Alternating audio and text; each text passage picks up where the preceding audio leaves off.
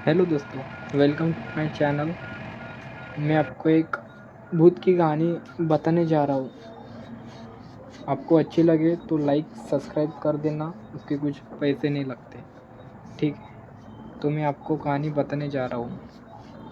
ये कहानी एक छोटे से गांव की है, जहाँ एक पुराना और वीरान हवेली हुआ करती थी। उस हवेली के बारे में लोग कहते थे वह एक भूत का साया है। गांव के बच्चे कभी उस हवेली के पास नहीं जाते थे और बड़े लोग भी उस जगह से दूर ही रहते थे।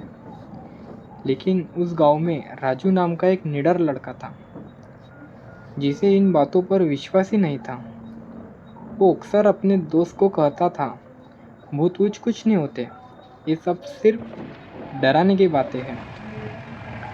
एक रात राजू ने ठान लिया था कि वह खुद जाकर उस हवेली में देखेगा कि वहाँ क्या है।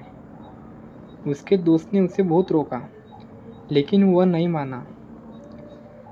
आधी रात को राजू चुपचाप घर से निकला और हाथ में एक टॉर्च लेकर उस वीरान हवेली की ओर चल पड़ा। हवेली के पास पहुंचते ही एक ठंडी हवा का झोंका आया, लेकिन राजू ने खुद को संभाल लिया और अंदर घुस गया। अंदर चारों तरफ सन्नाटा था। हवेली के पुराने फर्नीचर पर धूल जमी थी, ऑफ कोर्स, और खिड़कियों से चांद की हल्की रोशनी आ रही थी। जैसे ही राजू ने एकदम आगे गया राजू एकदम, अचानक उसे लगा कि कोई उसके पीछे चल रहा है। उसने मुड़कर देखा, लेकिन वहाँ कोई नहीं था।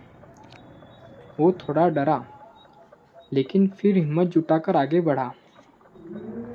तभी अचानक एक जोरदार आवाज़ हुई, जैसे कोई दरवाज़ा बंद हो गया।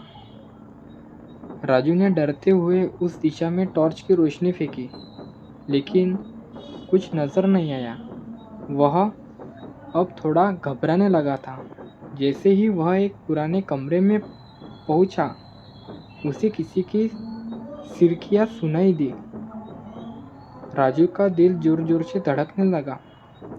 उसने कमरे का दरवाज़ा धीरे से खोला और देखा कि एक धुंधली सी परछाई कमरे के कोने में बैठी थी, जो सिसक रही थी। और राजू डर गया। राजू की फट गई। राजू ने डरते हुए पूछा, कौन है? कौन हो तुम? उस परछाई ने धीरे से सिर उठाया और अचानक हवेली के सारे दरवाजे और खिड़कियां खुद ब खुद बंद होने लगी।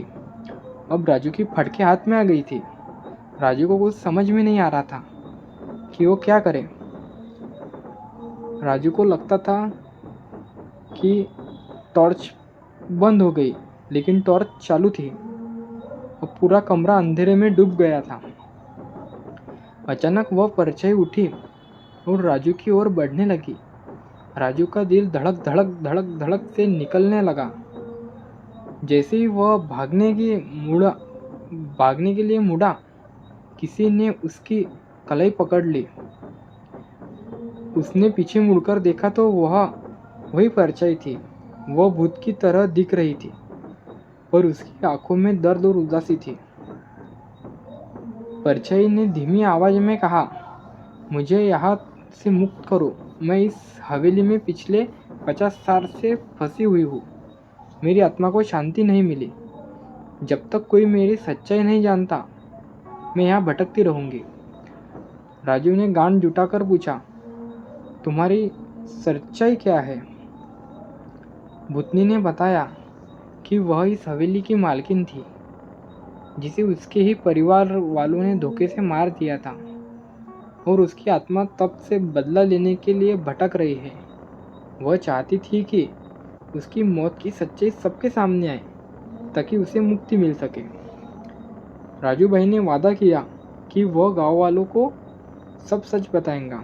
अगले दिन उसने गांव के बुजुर्गों से उस हवेली की पुरानी कहानी जानने की कोशिश की। धीरे धीरे लोगों को उस भूतनी की दर्दनाक कहानी का पता चला। अब गांव वालों ने मिलकर उसकी आत्मा के शांति के लिए पूजा करवाई। उस रात के बाद से वह हवेली फिर कभी भूतिया नहीं लगी और भूतनी की आत्मा को शांति मिल गई। राजू के इस साहसिक कारनामे के बाद लोग उसे और भी ज़्यादा मानने लगे।